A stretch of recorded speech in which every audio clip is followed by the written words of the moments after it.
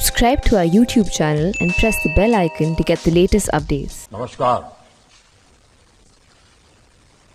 कार्यक्रम में हमारे साथ उपस्थित लोकसभा के माननीय अध्यक्ष श्री ओम बिरला जी, राज्यसभा के माननीय उपसभापति श्री हरिवंश जी, हिमाचल प्रदेश के लोकप्रिय मुख्यमंत्री श्री जयराम ठाकुर जी, हिमाचल विधानसभा में नेता प्रतिपक्ष श्री मुकेश जी, हिमाचल विधानसभा अध्यक्ष श्री विपिन सिंह परमार जी, देश के विभिन्न सदनों के पीठासीन सभी सम्माननीय अधिकारीगण और उपस्थित देवियों और सज्जनों, प्रिसाइडिंग ऑफिसर्स की ये महत्वपूर्ण कॉन्फ्रेंस हर साल कुछ नए विमर्शों और नए संकल्पों के साथ होती है। हर साल इस मंथन से कुछ न कुछ अमृत निकलता है जो हमारे देश को, देश की संसदीय व्यवस्था को गति देता है, नई ऊर्जा देता है, नए संकल्पों के लिए प्रेरित करता है। ये भी बहुत सुखद है कि आज इस परंपरा को 100 साल हो रहे हैं। ये हम सबका सौभाग्य भी है और भारत के लोकतांत्रिक विस्तार का प्रतीक भी है। मैं इस महत्वपूर्ण अवसर पर आप सभी को, देश की संसद और सभी विधानसभाओं के सभी सदस्यों के और सभी देशवासियों को भी बधाई देता हूं। साथियों, भारत के लिए लोकतंत्र सिर्फ एक व्यवस्था नहीं है।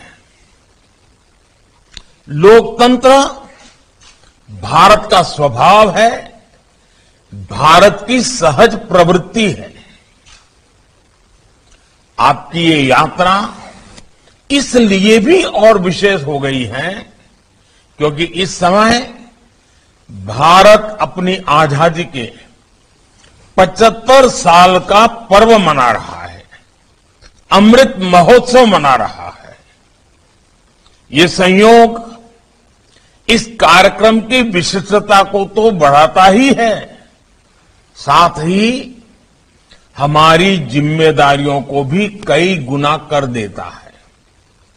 साथियों, हमें आने वाले वर्षों में देश को नई ऊंचाइयों पर लेकर जाना है, असाधारण लक्ष्य हासिल करने हैं। ये संकल्प सबके प्रयास से ही पूरे होंगे और लोकतंत्र में, भारत की संघीय व्यवस्था में जब हम सबका प्रयास की बात करते हैं तो सभी राज्यों की भूमिका उसका बड़ा आधार होती है। देश के बीते सालों में देश ने जो हासिल किया है उसमें राज्यों की सक्रिय भागीदारी ने बड़ी भूमिका निभाई है। चाहे पूर्वोत्तर की दशकों पूरी समस्याओं का समाधान हो, दशकों से अटकी लटकी विकास की तमाम बड़ी परियोजनाओं को पूरा करना हो, ऐसे कितने ही काम हैं जो देश ने बीते सालों में किए हैं, सबके प्रयास से किए हैं। अभी सबसे बड़ा उदाहरण हमारे सामने कोरोना का ही है। इतनी बड़ी लड़ाई देश ने सब राज्यों को साथ लेकर जिस एकजुटता से लड़ी वो अपने आप में ऐतिहासिक है। आज भारत 110 करोड़ वैक्सीन डोज ऐसा बड़ा आंकड़ा पार कर चुका है। जो कभी असंभव लगता था वो आज संभव हो रहा है। इसलिए हमारे सामने भविष्य के जो सपने हैं, जो अमृत संकल्प हैं, वो भी पूरे होंगे। देश और राज्यों के एकजुट प्रयासों से ही ये पूरे होने वाले हैं। ये समय अपनी सफलताओं को आगे बढ़ाने का है। जो रह गया है उसे पूरा करने का है और साथ ही एक नई सोच, नए विजन के साथ हमें भविष्य के लिए नए नियम और नीतियां भी बनानी है। हमारे सदन की परंपराओं और व्यवस्थाएं स्वभाव से भारतीय हो। हमारी नीतियां, हमारे कानून भारतीयता के भाव को, एक भारत श्रेष्ठ भारत के संकल्प को मजबूत करने वाले हो।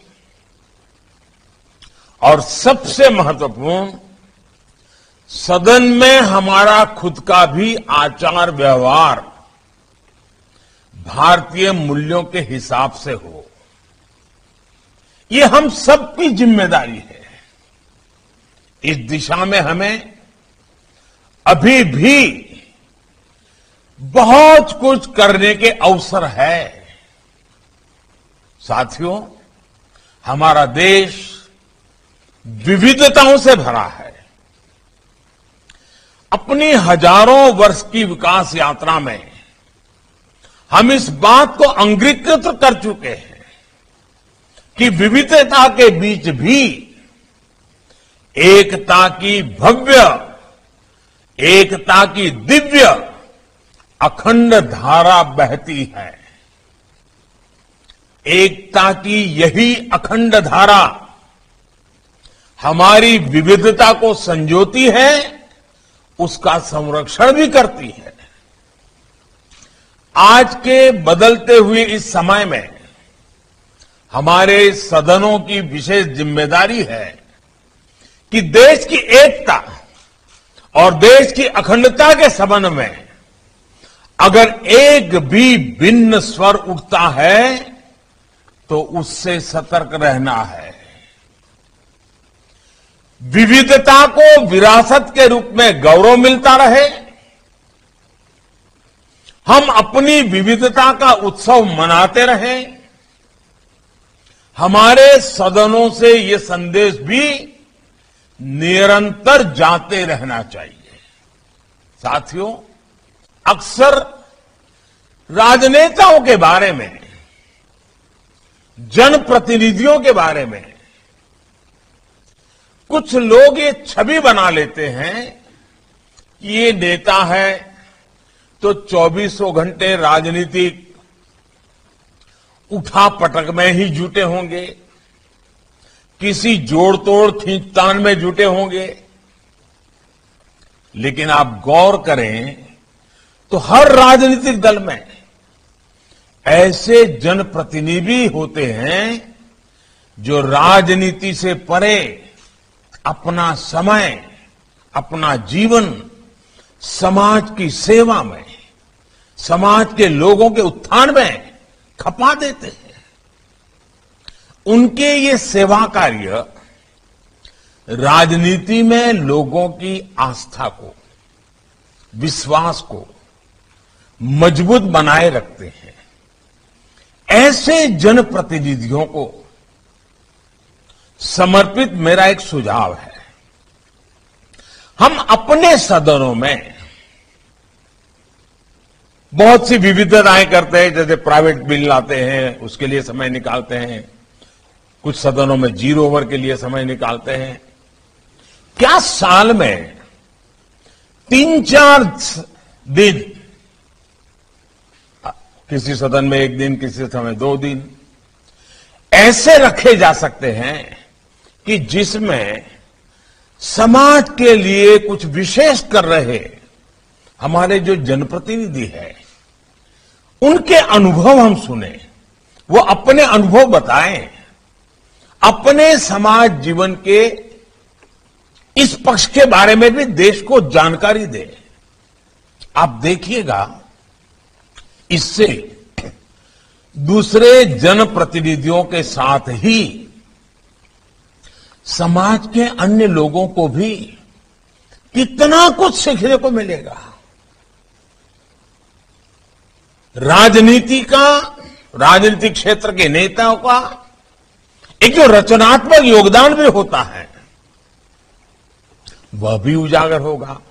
और जो रचनात्मक कामों में लगे हुए लोग हैं, उनको भी राजनीति से दूरी बनाए रखने की जो प्रवृत्ति बढ़ती जा रही है, उसके बजाय ऐसी सोच, ऐसी सेवा करने वाले लोग राजनीति से जुड़ते जाएंगे, तो राजनीति भी अपने आप में समृद्ध होगी। और मैं मानता हूं कि एक छोटी सी कमेटी बना दी जाए, जो ऐसे अनुभवों के संबंध में स्क्रीनिंग कर लें, वेरीफाई कर लें, और फिर कमेटी तय करे कि भाई इतने लोगों का कथन होना चाहिए। तो आप देखिए, क्वालिटेटिवली बहुत चेंज आएगा। और मैं जानता हूं कि पीठाधीश जो हैं, वे इन बातों को बहुत अच्छी तरह जानते हैं कि कैसे अच्छी से अच्छी चीजें खोज करके ले आना। लेकिन मैं मानता हूं कि इस तरह के आयोजन से बाकी सदस्यों को राजनीति से भी ज्यादा, राजनीति से भी कुछ अलग, कुछ न कुछ करने की प्रेरणा मिलेगी, और साथ ही देश को भी इस तरह के प्रयासों के बारे में जानने का अवसर मिलेगा। साथियों, हम क्वालिटी डिबेट को बढ़ावा देने के लिए कुछ भी और आवश्यकता है, हम लगातार कुछ न कुछ इनोवेटिव कर सकते हैं। डिबेट में वैल्यू एडिशन कैसे हो, क्वालिटेटिवली डिबेट लगातार नए स्टैंडर्ड्स को कैसे प्राप्त करें, हम क्वालिटी डिबेट के लिए भी अलग से समय निर्धारित करने के बारे में सोच सकते हैं क्या? ऐसी डिबेट जिसमें मर्यादा का, गंभीरता का पूरी तरह से पालन हो, कोई राजनीतिक छीटाकशी ना हो, एक तरह से वो सदन का सबसे हेल्दी समय हो, हेल्दी डे हो। मैं रोज के लिए नहीं कह रहा हूं, कभी 2 घंटे, कभी आधा दिन, कभी 1 दिन। क्या हम इस तरह का कुछ प्रयास कर सकते हैं? Healthy day, healthy debate, quality debate, value addition करने वाली डिबेट, रोजमर्रा की राजनीति से बिल्कुल मुक्त डिबेट। साथियों, ये आप भी भली भांति जानते हैं कि जब देश की संसद या कोई विधानसभा अपना नया कार्यकाल शुरू करती है, तो उसमें ज्यादातर सदस्य फर्स्ट टाइमर होते हैं। यानी राजनीति में बदलाव लगातार होते हैं, जनता लगातार नए लोगों को, नई ऊर्जा को मौका देती है, और जनता के ही प्रयासों से सदन में भी हमेशा ताजगी, नया उत्साह, नया उमंग आता ही है। हमें इस नएपन को नई कार्यप्रणाली में ढालने की जरूरत है कि नहीं है? मुझे लगता है कि बदलाव आवश्यक है। इसके लिए ये जरूरी है कि नए सदस्यों को सदन से जुड़ी व्यवस्थित ट्रेनिंग दी जाए, सदन की गरिमा और मर्यादा के बारे में उन्हें बताया जाए। हमें अक्रॉस द पार्टी सतत संवाद बनाने पर बल देना होगा। राजनीति के नए मापदंड भी बनाने ही होंगे। इसमें आप सभी प्रिसाइडिंग ऑफिसर्स की भूमिका भी बहुत अहम है। साथियों, हमारे सामने एक बहुत बड़ी प्राथमिकता सदन की प्रोडक्टिविटी को बढ़ाने की भी है। इसके लिए जितना जरूरी सदन का डिसिप्लिन है, उतना ही आवश्यक तय नियमों के प्रति कमिटमेंट भी है। हमारे कानूनों में व्यापकता तभी आएगी जब उनका जनता के हितों में सीधा जुड़ाव होगा, और इसके लिए सदन में सार्थक चर्चा परिचर्चा बहुत जरूरी है। खास तौर पर सदन में युवा सदस्यों को, आकांक्षी क्षेत्रों से आने वाले जनप्रतिनिधियों को, महिलाओं को ज्यादा से ज्यादा मौका मिलना चाहिए।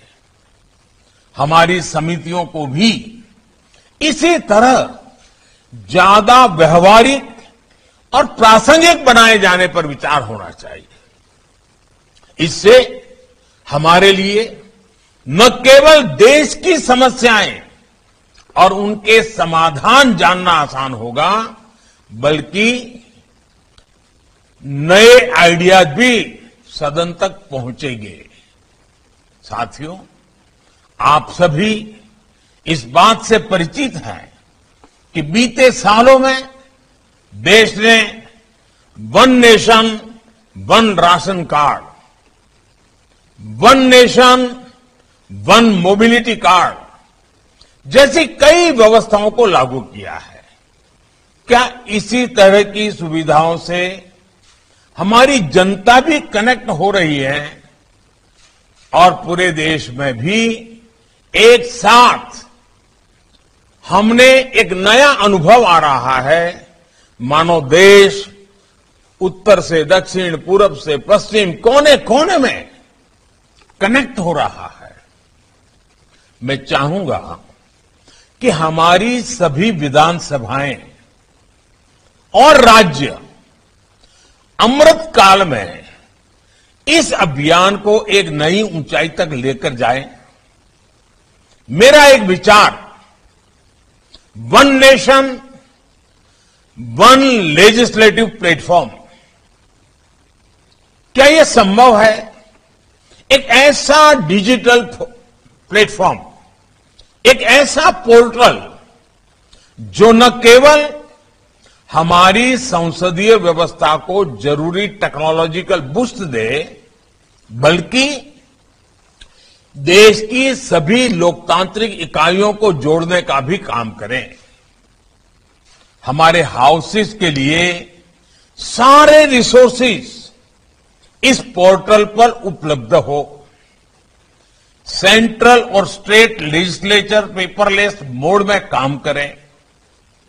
लोकसभा के माननीय अध्यक्ष और राज्यसभा के उपसभापति महोदय के नेतृत्व में आप प्रिसाइडिंग ऑफिसर्स इस व्यवस्था को आगे बढ़ा सकते हैं। हमारे संसद और सभी विधानमंडलों की लाइब्रेरीज को भी डिजिटाइज करने और ऑनलाइन अवेलेबल कराने के लिए चल रहे कार्यों में भी तेजी लानी होगी। साथियों, आजादी के इस अमृत काल में हम तेजी से आजादी के 100 साल की तरफ बढ़ रहे हैं। आपकी 75 वर्षों की यात्रा इस बात की साक्षी है कि समय कितनी तेजी से बदलता है। अगले 25 वर्ष भारत के लिए बहुत महत्वपूर्ण है। 25 साल के बाद हम आजादी के 100 साल मनाने वाले हैं, और इसलिए यह अमृतकाल 25 साल का बहुत महत्वपूर्ण है। क्या इसमें हम एक मंत्र पूरी मजबूती के साथ, पूरे समर्पण के साथ, पूरी जिम्मेदारी के साथ एक मंत्र को चरितार्थ कर सकते हैं क्या? मेरी दृष्टि से वो मंत्र है, कर्तव्य, कर्तव्य, कर्तव्य, कर्तव्य ही कर्तव्य। सदन में भी कर्तव्य की बात, सदन से संदेश भी कर्तव्य का ही हो, सदस्यों की वाणी में भी कर्तव्य की महक हो, उनके वर्तन में भी कर्तव्य की परिपाटी हो, परंपरा हो, सदियों की जीवन शैली, आचार विचार में भी कर्तव्य प्राथमिक हो, सदस्यों के मंथन में, वाद विवाद में, संवाद में, समाधान में, हर बात में कर्तव्य सर्वोपरि हो, हर तरफ सिर्फ कर्तव्य की बात हो, कर्तव्य का बोध हो। अगले 25 साल की हमारी कार्यशैली के हर पहलू में कर्तव्य को ही सर्वोच्च प्राथमिकता दी जाए। हमारा संविधान भी हमें यही कहता है। जब सदनों से यह संदेश जाएगा, जब सदनों में यह संदेश बार बार दोहराया जाएगा, तो इसका प्रभाव पूरे देश पर पड़ेगा, देश के प्रत्येक नागरिक पर पड़ेगा। देश बीते 75 वर्षों में जिस गति से आगे बढ़ा है, उससे कई गुना गति से देश को आगे बढ़ाने का मंत्र है कर्तव्य। 130 करोड़ देशवासियों का कर्तव्य, एक महान संकल्पों की पूर्ति के लिए कर्तव्य। मुझे पूरा विश्वास है